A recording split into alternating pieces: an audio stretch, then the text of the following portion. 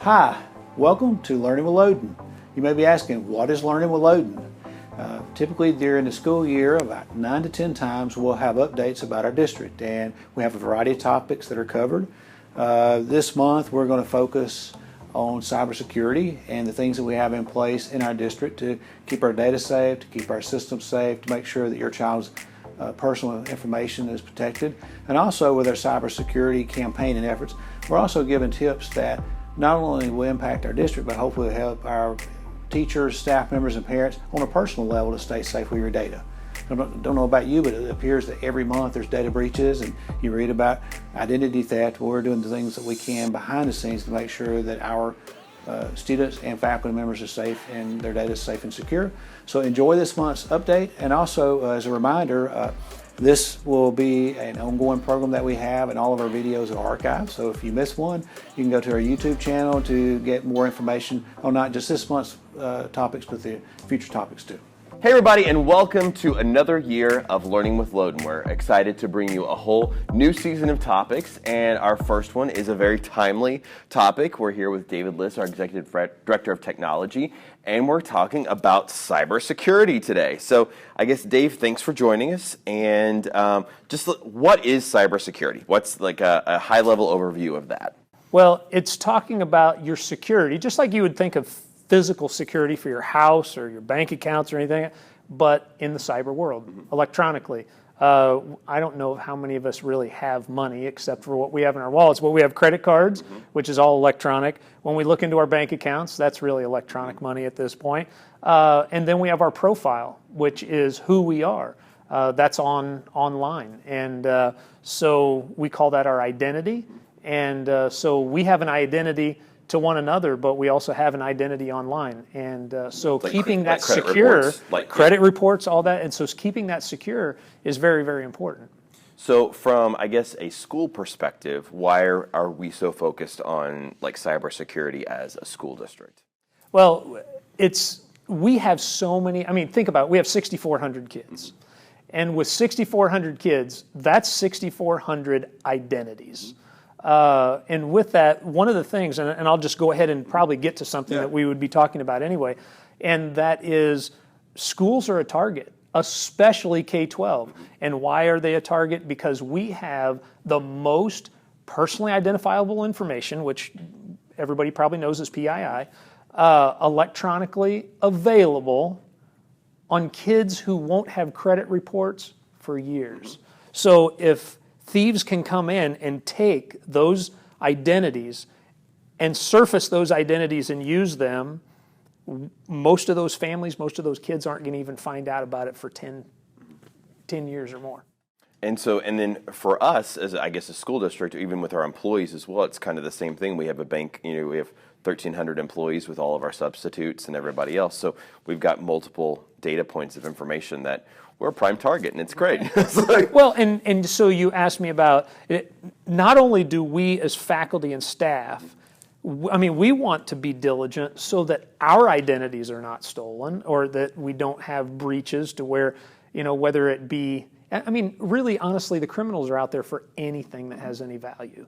I mean, we talk about identities, but if they can sell something, if they can ransom our data back to us, I mean, anything that has value. And so we want to protect our own information, but even I would say more importantly, just like we have our teachers and our staff that are protective of the kids that are in their protective custody during the day, I mean, it is our responsibility to know what we need to do to protect their information.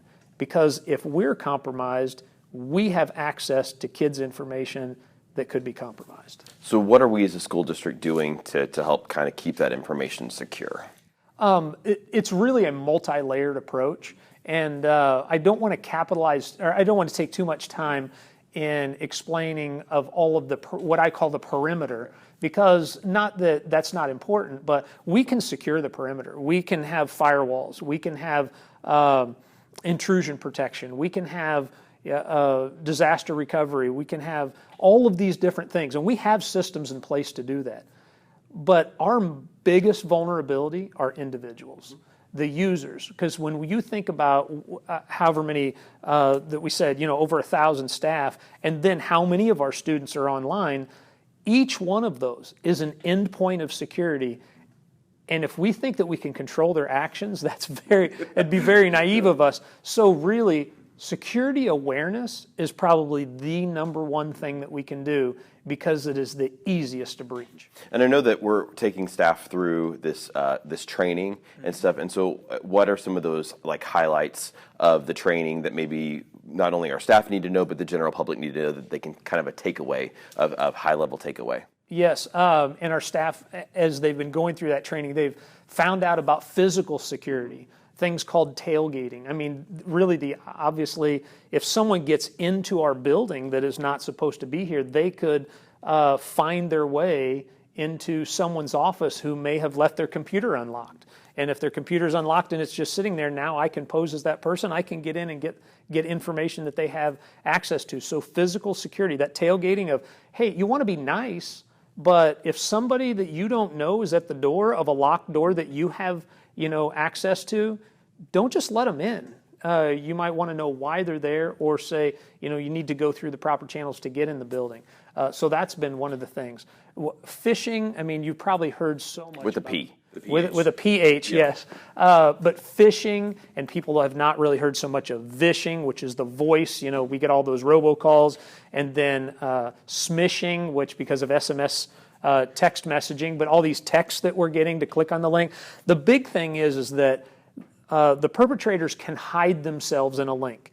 And when you look at link shorteners like bit.ly and things like that, I mean, you don't really know where that's going. You see where you think it's going, but that's very deceiving. And so clicking on links is something that is really, it really leaves us vulnerable to going somewhere that we didn't intend to go. So if you didn't intend to get a call from a specific person, or a text from somebody, or an email from somebody, be very suspicious. You can look at links that are not shortened, and you can say, is this going somewhere that is legit? And look for things like backwards letters, like a 3 being used for an E and a 0 being used for an O, because you might be thinking you're going to zoom.com, where actually you're going to z00m.com, which is a complete different site, could be a hacking site. So just being diligent of knowing, or having a good indication that I'm expecting this, not that it just shows up, and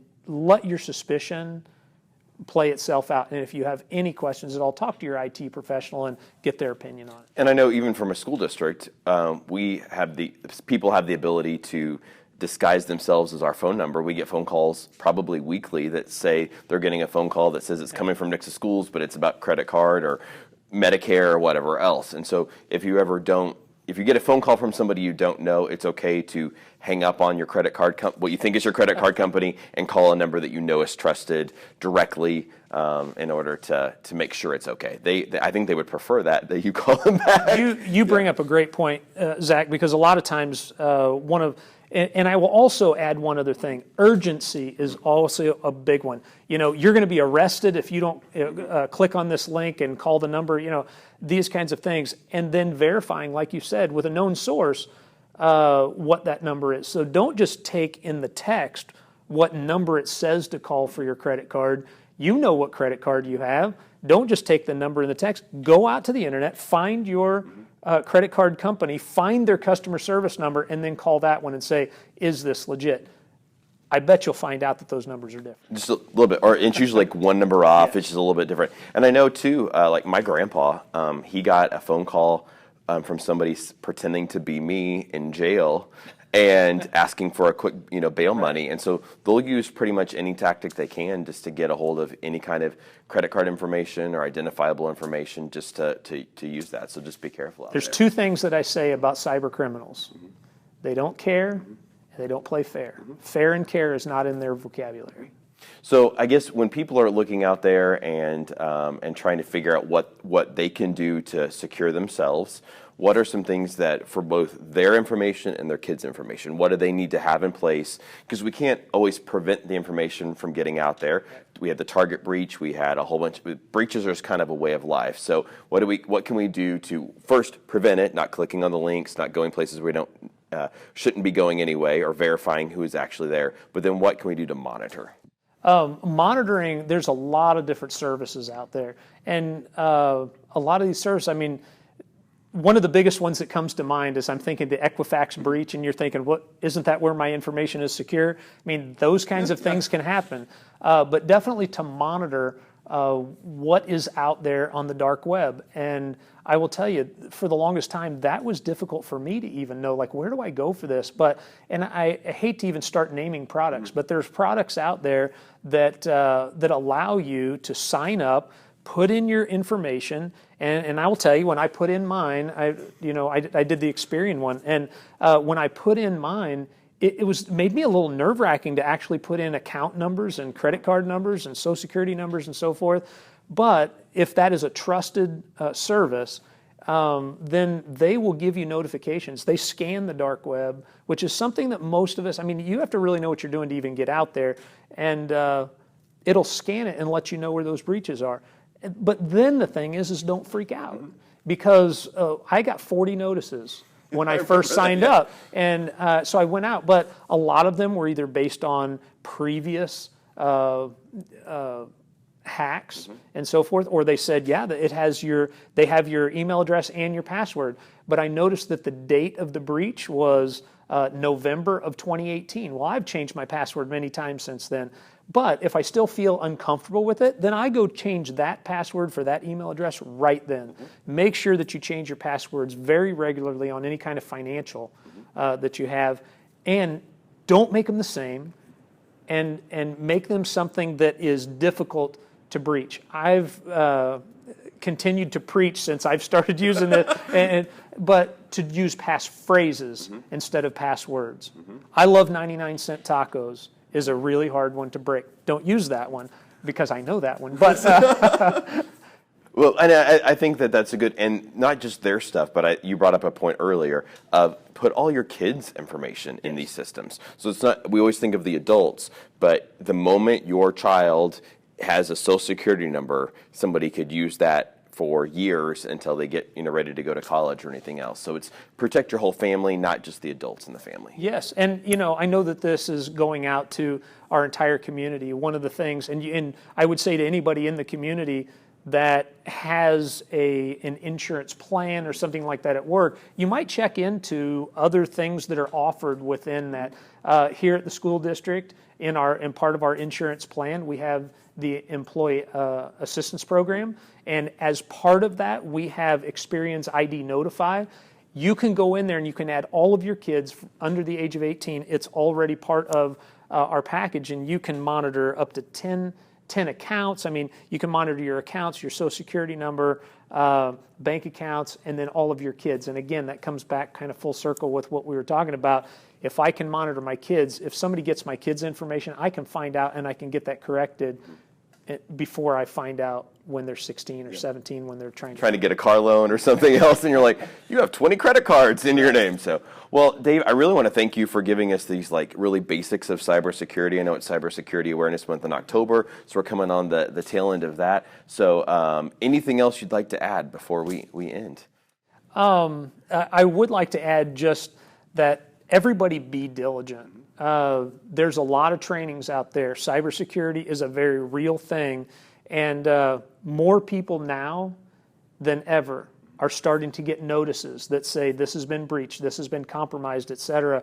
And the one message I would like to leave is take it seriously, because we literally are one click away from virtual disaster. And if we take that too lightly, we'll find out the consequences when they happen. And we sure don't want to do that here at the school, and people don't want to do that in their individual lives. Their lives or their jobs, anything along those lines, their actions carry a lot of weight. One person's actions can carry a lot of weight with cybersecurity. Well, we want to thank you guys for joining us again for another edition of Learning with Loden. Tune in next time for more in-depth topics here at Nixa Public Schools.